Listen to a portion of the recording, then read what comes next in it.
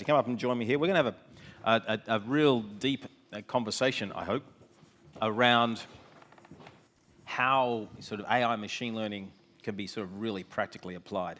But let's first things first, introductions. So Roman, introduce yourself. Thank you very much for the invite. Really looking forward to this conversation. I'm a machine learning engineer at a company called Metropolis. It's a computer vision startup for parking. I do dynamic pricing. In the past, I was working at eBay, Meta, Naspers, Avito, and McKinsey. Okay. Ted? I'm Ted Rubin. I'm the CEO and executive chairman of ActiveEngage. I have been in the automotive industry for about 30 years. I used to run dealerships, and then I started a CRM company, and ultimately now we have a messaging company, which is Live Messaging, which handles the messaging for companies like AutoNation and Cox Automotive and a lot of others, General Motors. Fantastic. Well, let's get into the exact topic around sort of AI, right? Because what I'm curious about is how do you see it fundamentally changing the way in which your part of the world operates? So you're dealing in pricing dynamics. How is AI changing that outcome? A few things. I also worked in pricing in my previous roles at eBay and Naspers. What I do see is that clearly there is more technology and more use cases for pricing in machine learning, and also technologies are getting more sophisticated, and people are getting more experienced with technology. For example, I just started onboarding with one of my coworkers in product management, and they are actively using Python like in SQL themselves. In the past, they clearly would ask like analysts or like data scientists to have this type of technology. A lot of new developments coming up, of course, with different like research papers and articles. So the team, my team, we clearly do keep up like every week reading different research papers. So those are, at the same time, the third trend that I think is still important to know is that by far the biggest challenge in applying machine learning projects is not technology or coding. This is always still, in my experience, organizational and business topics. Happy to talk about that more in detail. So let's dive into that a bit. So you're talking that the bigger challenge is in organization. What do you mean by that? A few things. For example, I have like one example of our recent project. Project lasted like 6 months, and I asked my teammates like how much time was what type of work, how much time it took. Actual coding was like 1 day in 6 months project. Like a lot more time was about like different aligning different systems, talking to different teams, getting approvals, all this. Like having like spread out data, have it like aligned and collected. So all this preparation work and alignment takes a lot more time than the coding itself. Okay, so the way you view this is that AI is a great concept, and it can, applying it to pricing and such is critical. And we've seen from a number of these guys, previously where the dynamic pricing that's being done, for example, with in the UAE with the property finder, etc., to extract more value, or even in auctions. Yes. But from your perspective, the coding's easy. It's actually getting the organization aligned around the new business model. Exactly. Okay.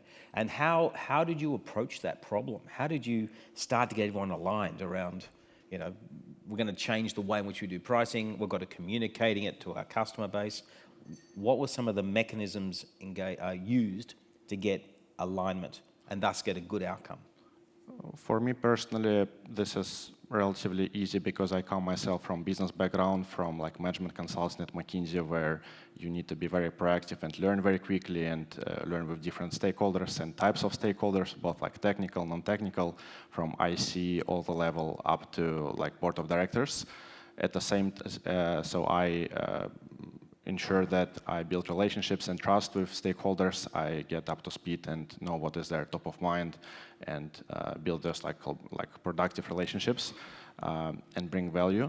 At the same time, usually there is big gap between like let's say, technical people. Like right now, for example, my team is engineers, so very big. They are like have very advanced like technical skills, but when it comes to like stakeholder collaboration and understanding like the business impact, there is a big gap.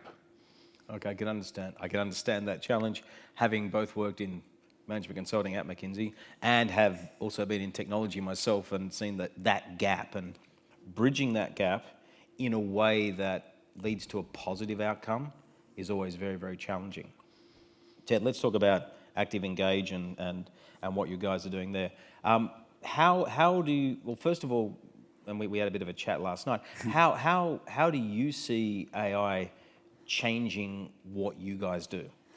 Well, AI is a great tool to be able to help guide the direction of the conversation, as well as to be able to guide the agents as far as where to go and sort of predict what to process with the customer and what to suggest for the customer. So we've always looked back at the historical conversations, and we have 17 years of these conversations, and so we try to mine that information historically to be able to tell where and how to train our people to correspond and to interact with the customers. So as you deploy AI for that, it can do it much faster, so, and you can assimilate a lot more information. Some of the difficulty in using it is that, especially as the evolution of the environment of people buying cars and has speeded up a bit, and their perception and their utilization of these tools has changed. Some of the older information is not as relevant, to the current conversations it is today. So you have to kind of monitor what's actually being put into these, into these models, so that it's the more current information. But what's great about AI is that you can do it very, very quickly with very current information and have, instantaneous output. What we don't like, what we were talking about the other day, is that I don't like having this. I like having it as a tool. I like having it where it's assigning and prescribing information for the agent. What we find is a failure is when it's on the front end trying to communicate directly with the customer. So at least at this moment in time, the way that it gets utilized, the customers are interacting with this particular conversation, and when they click to chat, or if they're interacting through any messaging, even if they click to call, their expectation is to speak to a live person, mostly because they want the advocate, they want the interaction, they're looking for some empathy, they're looking for some ability to go, hey, you're doing a good job, this is a nice vehicle, or this is a nice product. And the machines don't do that very well. They can do it okay, they keep getting better and better, but usually the way they're deployed, if they're on the front end, they wait till failure, and that's a problem, and that's what we were talking about last night. Now you have a pissed off customer, and the agent that's going to take it live afterwards doesn't want to take it because they're already upset. So we like to look at using this sort of intra the conversation, so more as a tool, more as research, more as pulling the data out, so that during the conversation it can make suggestions to the agent. That way the agent can choose what it wants to promote, or if it wants to enhance or change what it wants to promote. And that keeps evolving as well. Plus, it feeds the model much better. So the machine learning is getting what it's promoting, and then you're saying, okay, I'm going to use it as it is, or I'm going to embellish it, and then all that gets fed back into the machine. So you're getting more quantifiable data when you're feeding the machine learning system, so it can put out better information later. We also use it on the very back end of it to be able to just look at the breadth of everything that's going on and look for anomalies. It's hard to find. You have to kind of suggest, or we used to have to say, this is what we're looking for. Is there anything in this line? Is there anything in this line? And with AI, you don't really have to do that. You can just go find me anything that looks like an anomaly, as small as it may be. If there's phenomenal consistency, then I want to see that, and let's see if there's anything we can do conversationally to tackle that in a better way or address it in a more meaningful way for the customer. Okay. Can we bring up Slotto and allow people to ask questions as we go? But I want to explore this a bit more, because it's really a similar sort of issue, right? Mm-hmm. The technology is not the hard bit. The hard bit is how to integrate it into the day-to-day operations of the business. Exactly. And if I understand correctly with that active engagement, if you go back in time, it was really just providing channels between consumers and company, okay, or call centers or whatever's at the other end, right? And you would then apply some intelligence on top for call frequency and a bit of analysis around it. Now with AI, sort of I assume, does it listen in? It can listen in, right? So it's listening into the conversation, but it's not replacing the call center at the moment. No, it doesn't. It just hasn't gotten to that stage at this particular point.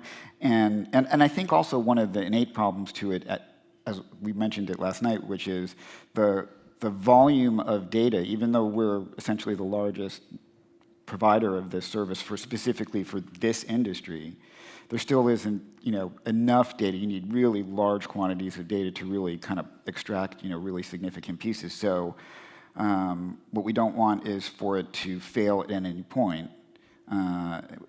So everything is being promoted to an agent who can say, yeah, I want to take it as it is, or I want to take it, but I want to embellish it, and then it actually gets that to the customer. Okay, so because I see these stepping stones in sort of it becoming, going from way in the background to being an assistant, to then potentially taking over. That's right. Over time. And if the stepping stone has to be going from handling the first part of the conversation, because these chatbots where you're asking relatively benign questions and it comes back an answer and eventually says, oh, I'll put you through to someone who can answer that. I'm going to put you to a real person who's dynamic enough.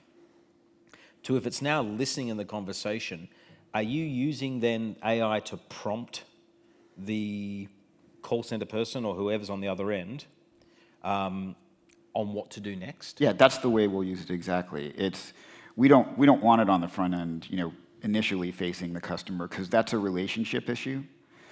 So that's building trust, which we've talked about throughout this entire conference, and that's building an interpersonal relationship, which is motivational for the customer to want to continue to stay engaged, to buy from that particular vendor that we're representing.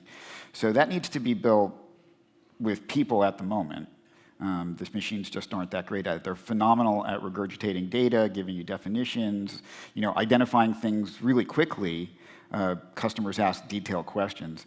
But you have to be kind of further into the conversation for that. So rather than putting it on the very front end, we have it monitor and then make suggestions to the agent in the middle, right? And so someone might be, what do you think about this car? Or, I'm interested to get this. So one of the big things that we ask is why, and we have to kind of ingest that, and the representative has to understand what that is. But then as you get more into it and they say, well, how late are you open, or how much is this car, is there a way for me to find out if I can buy it, through financing and stuff? Well, some of those questions, the AI, it's just quid pro quo, right? So it's easy to answer, and the AI can look at it and go, oh, well, here's the answer to that question, and here's the answer. So rather than having X amount of conversations per rep, I can have 1.5 or 2 times that volume per rep, and they can still give their specific attention to it. They just don't have to type out the responses, and they don't have to think about what the responses are. They can read it and go, that's it, or no. And or they can enhance what's there, and it's much quicker, and they can handle more volume at the same time, and that's the cost efficiency of it. So I see there's sort of two issues here. One is today it's making the end customer care person or whoever far more efficient and effective. That's right. In 2 dimensions. One is they're not wasting time having to regurgitate the basics, right? Because it's just fundamentally it is static. Yes, the car is black, right? It's got 10,000 miles on the clock. Got it, right? The other thing is that it's making them more effective for the organization, because it's saying, by the way, don't forget to ask about finance. By the way, don't forget, ask this question or that question, because you don't know if they're qualified, right? Correct. It helps with process. Although I think, from a training standpoint, I think that we've been able to, over the time, we were able to train that specific piece, the training process, pretty well. So there is kind of a methodology that they go through, and they can do it. So it's helpful early stage for new representatives to be able to watch that, I think. I think where, the more significant piece to us is the quantity. It's just volume of communication, per representative. Because we're very focused on the quality of interaction with the customer, because that's ultimately what produces not just more leads for our customers, but usable ones that where the customer's motivated. Anybody will give you their name today. We were talking about PII the other day. We were talking about gathering personal information, and if you ask someone what their name and phone number is, then they'll give it to you. But will they take the phone call is the question. So there has to be this relationship building that makes the customer feel like, okay, this vendor has given me what I'm asking for. I feel like, okay, I want to have I'm going to go further, and so when I'm going to take their call, I'm going to look at their vehicle, I'm going to do these other things. So that still needs to be built, it seems like, at this particular time. And as the AI evolves, as it becomes further down the road, as we get to a level 3 or self-awareness of it, where it can actually have emotion in the conversation, then obviously it's going to be able to have much more effectiveness. But at this moment, where we're seeing it's utilized most effectively is in making the suggestions, and then as well just shortening the focus and the intensity of the conversation for our agents so that they can be freer to handle more conversations at the same time with the same level of quality that they would if they just had to read through everything. Makes sense. Now, Ramon, there's a question come up here which I think is quite interesting. If organizational problems hold up these machine learning projects, right? Because you've got, you said 1 day of coding out of about 3 or 4 months, and the rest is all about within organization. Then the question is, can AI help exactly solve that problem? Sure. Very interesting And question. if so, how do you see that occurring? In some cases, yes, in others, no. So the case where it's applicable is, for example, let's imagine you have like different teams and a lot of documentation. AI technologies, especially generative AI, large language models such as ChatGPT or Cloud by Anthropic, they can understand and combine and summarize a lot of information. At the same time, there is a challenge, of course, with privacy, because I think one of the questions in the previous sessions was whether you can apply ChatGPT, for example, for company proprietary information. In some cases, it's clearly not allowed, so that's company need to adopt a policy and to ensure that this information stays confidential. Another example is that big problem for AI ML projects is that you need to have enough quality data, and AI can actually help to generate sometimes synthetic data or get the data from third partners with parsing. And a third example is that I think AI can also help when you have limited resources, which can be another problem, is that it can also help employees be more productive, and do more with fewer resources. So those are some examples where AI can help.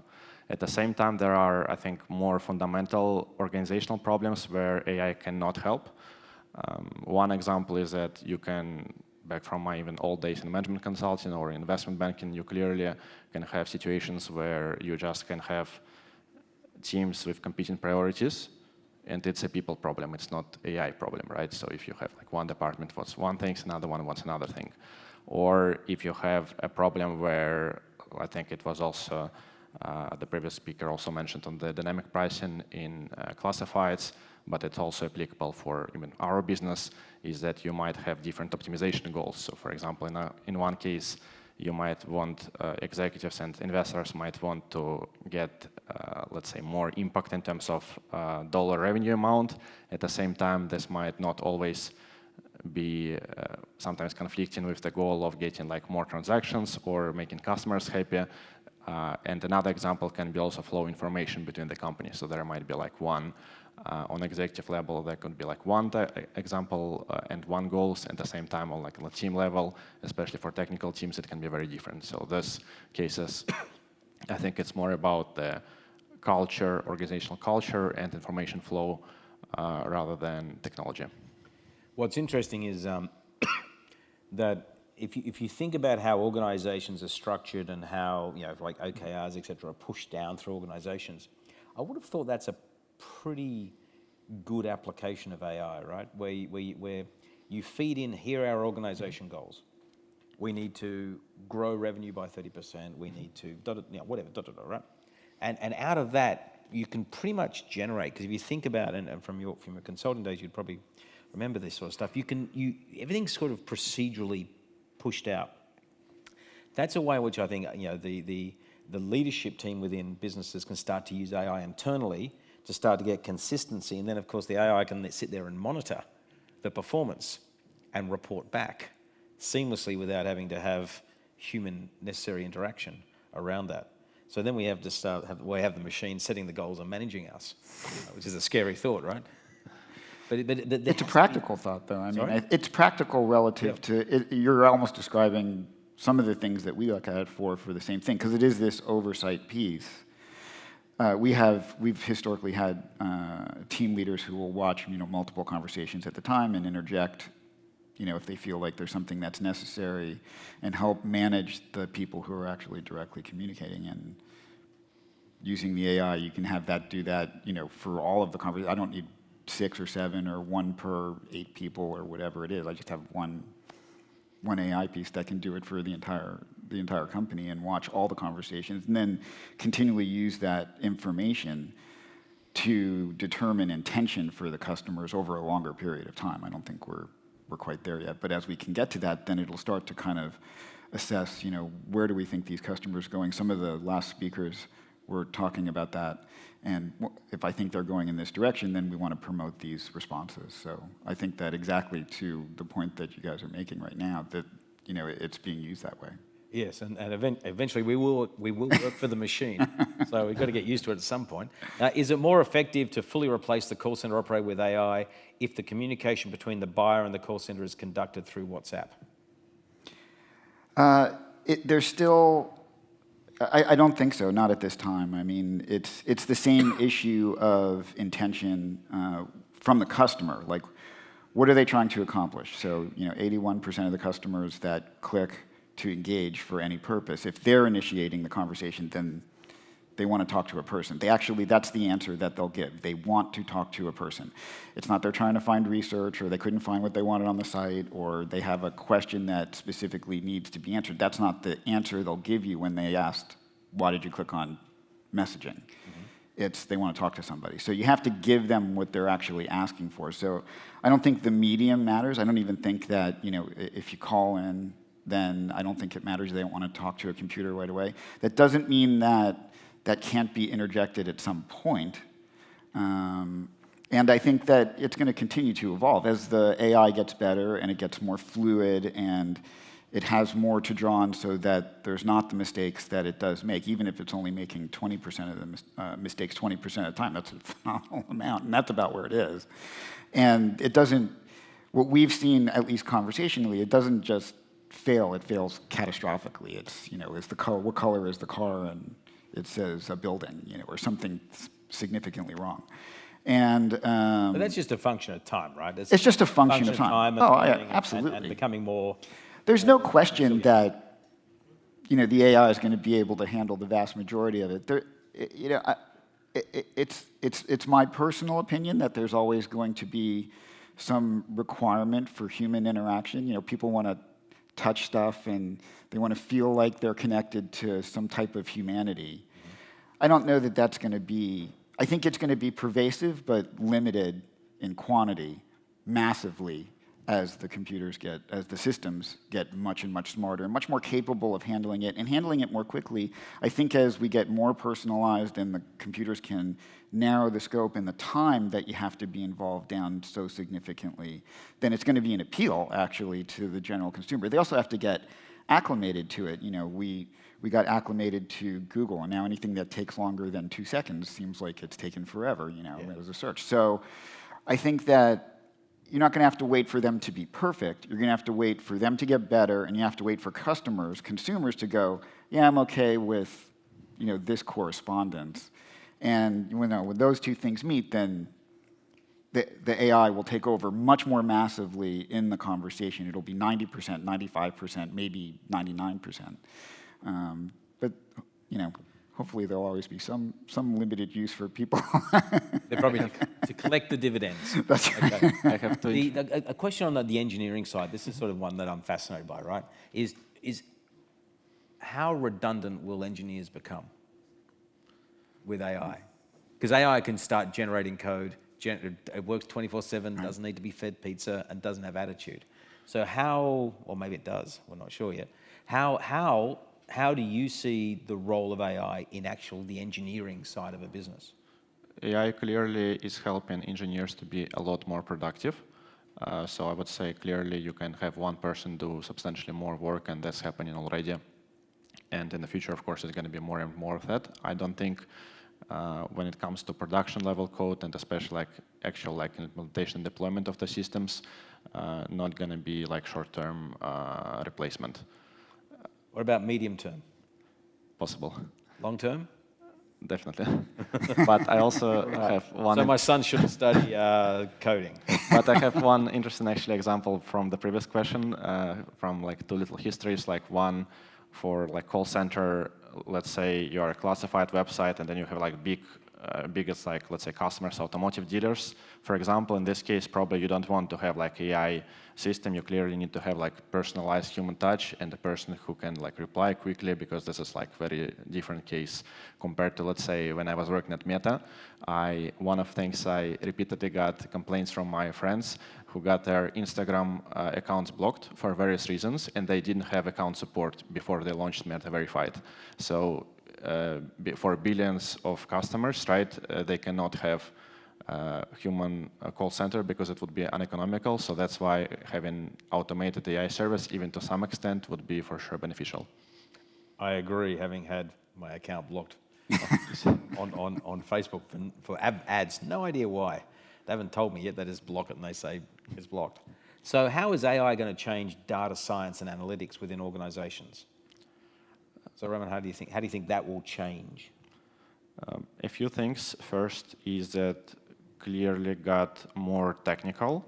For example, when I was just starting out my career, at Naspers, Avito, in tech, 6 years ago, it was, you could just say that, SQLs, maybe some basic Tableau reporting, experimentation.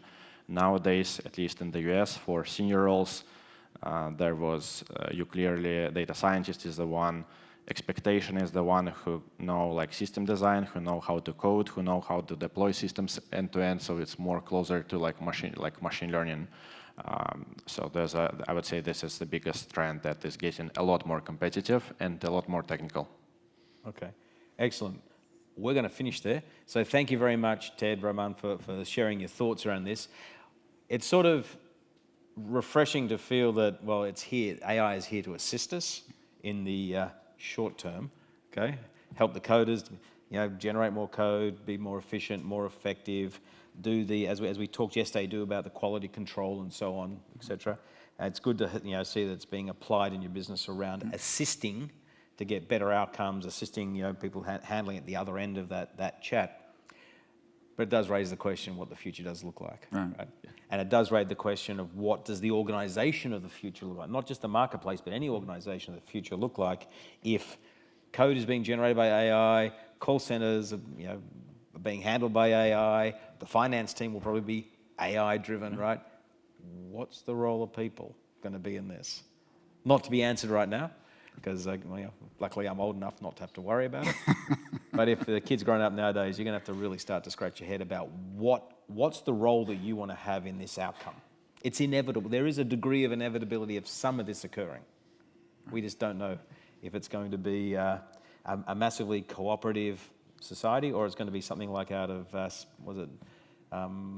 Kubrick's, where they opened the pod bay door hull and he's gone, no, I'm not doing that. So thank you very much for sharing your thoughts and ideas around this, and I look forward to seeing you for the rest of the conference. So thank you. Thank you. Thank you.